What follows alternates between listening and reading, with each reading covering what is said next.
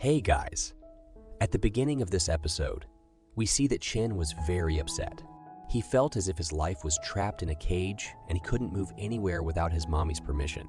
He had even discussed with Uksu Kin about going abroad and never coming back, but Uksu didn't agree.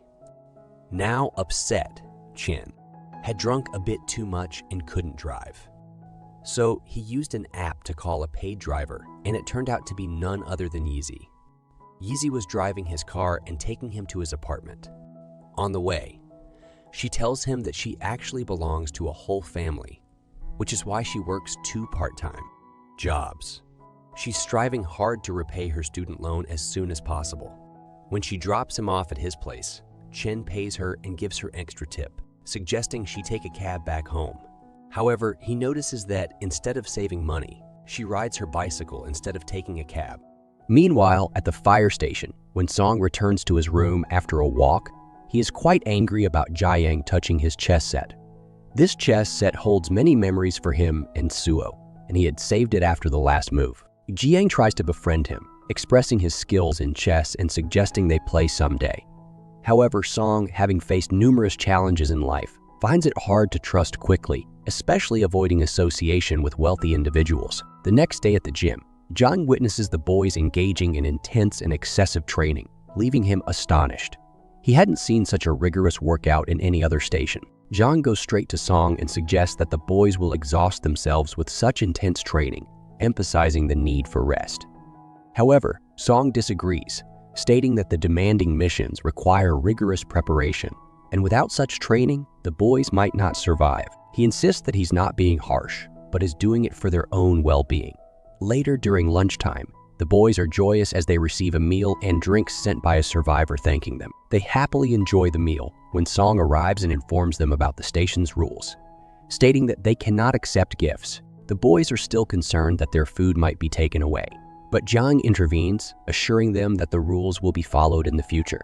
However, wasting the current meal is not an option, as clearly stated in the canteen. Song reluctantly accepts this, and he proceeds to call Ryo, realizing she sent the food.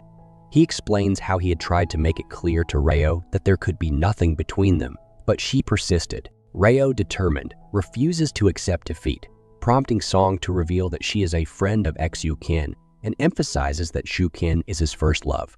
Upon hearing this, Ryo gets very angry. She grabs a drink and goes straight to Su Kin's house, confronting her while drinking. Rao asks why she didn't tell her that her ex-boyfriend is a firefighter. Zu Kin feels ashamed, apologizes, and Rao forgives her for this mistake.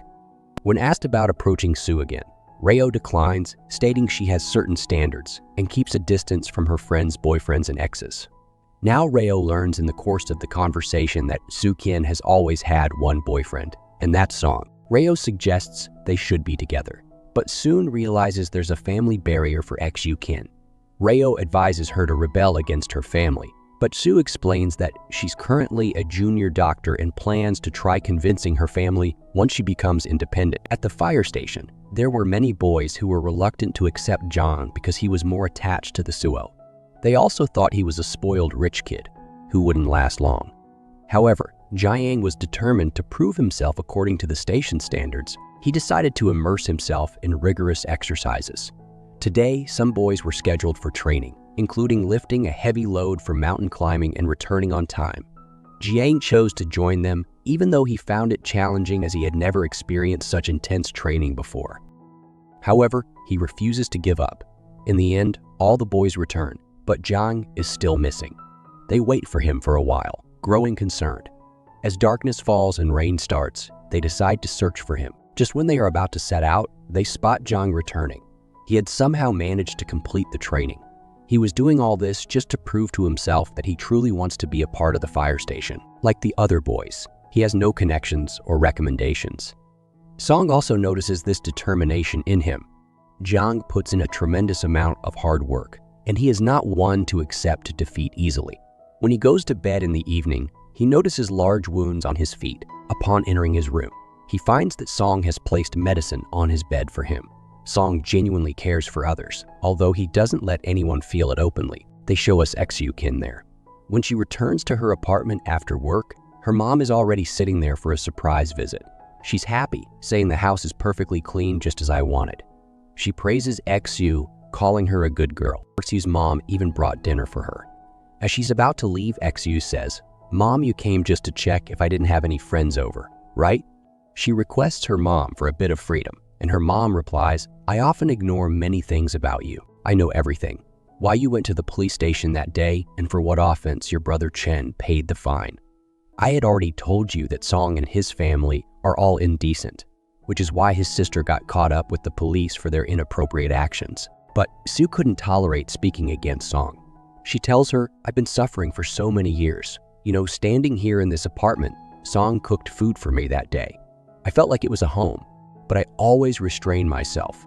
I never try to get close, only because of you." XU's mom says, "What did Song serve you in a bowl of rice? Don't forget his favor. We've done so much for you, provided an apartment near the hospital, let you drive a luxury car, educated you abroad, and secured a job for you in such a big hospital." Here XU was saying that at least mom, I got a job based on my own skills. But his mom was saying that you got a job in such a big hospital also because your surname is Meng. And she clearly tells Els that you won't be successful in convincing me. Remember this, and yes, I trust you that you will remain a good girl.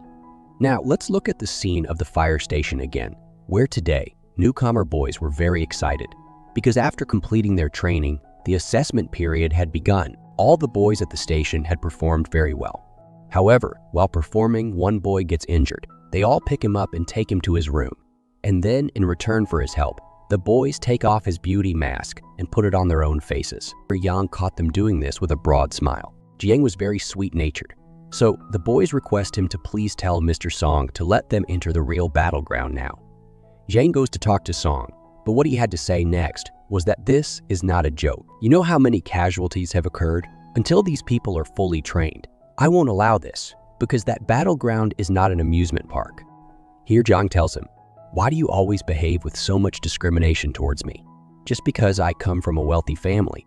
But can't you accept that I genuinely like this profession, and it's my passion?" Actually, Song had also sensed this. That's why a smile appears on his face. On the other hand, Miao and her friend Yizi were quite stressed these days because their last semesters were going on, and after that, they had to start job searching. Here, she says, "Some girls are like that, you know.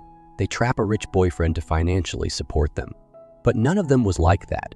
Miao's dream was to become independent and prove herself on her own.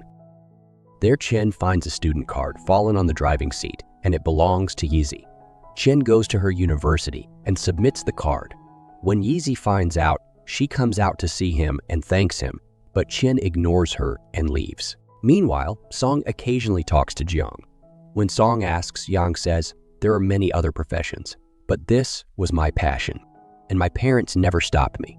They just want me to live with integrity wherever I am." When he hears about Jiang's dad, Song starts to reminisce about his own dad, and with this part comes to an end. Thank you for watching.